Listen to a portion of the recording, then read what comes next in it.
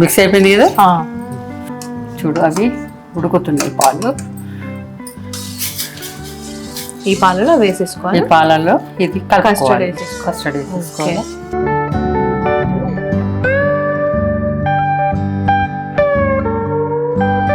చూడు వేడైంది, కొంచెం పోయి సన్నం చేసేసుకుందాం. ఓకే, మనం దీంట్లో ఇది కలుపుదాం మిక్స్.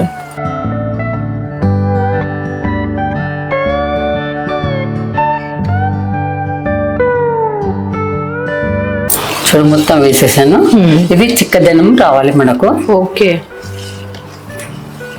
కలర్ కూడా చేంజ్ అయిపోయింది. చూడు కలర్ కూడా వచ్చేసింది. తొందరగా అయిపోతుంది ఇది మనకు. దీంట్లో మనం షుగర్ కూడా వేసేసుకుందాం. ఓకే, అంటే షుగర్ ఇంకా క్వాంటిటీ అంటే ఎవరి ఇష్టం, ఎంత స్వీట్నెస్ అయితే స్వీట్నెస్ బట్టి వేసుకోవాలి.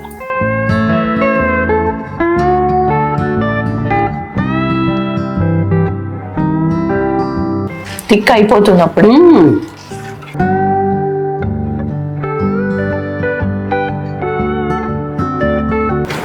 ఒక 1 minute అయితే సరిపోతుంది. ఓకే,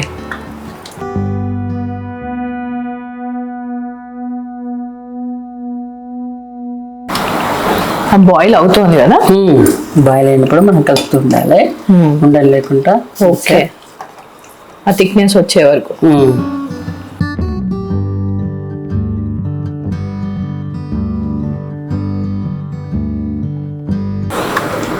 పిల్లలకు పెద్దవాళ్ళకు తింటుంటే బాగుంటుంది.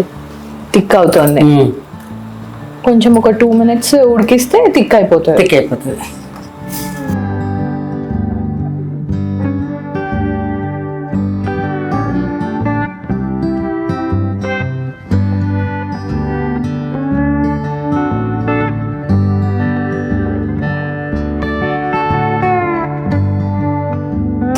చూడు ఇలా కొంచెం చిక్కదనం వచ్చేసింది. మళ్ళీ ఫ్రిడ్జ్ లో పెట్టుకోవాలి. ఒక 2 hours పెట్టుకుంటే అది చల్లగా అయిపోతుంటది కదా. టేస్ట్ బాగా వస్తుంది. కూల్ అయితే ఇక చూడు ఉడికొచ్చేసింది.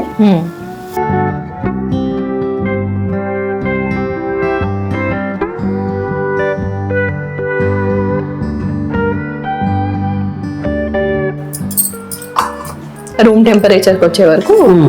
ఓకే, పక్కకు పెట్టేసుకుందాం.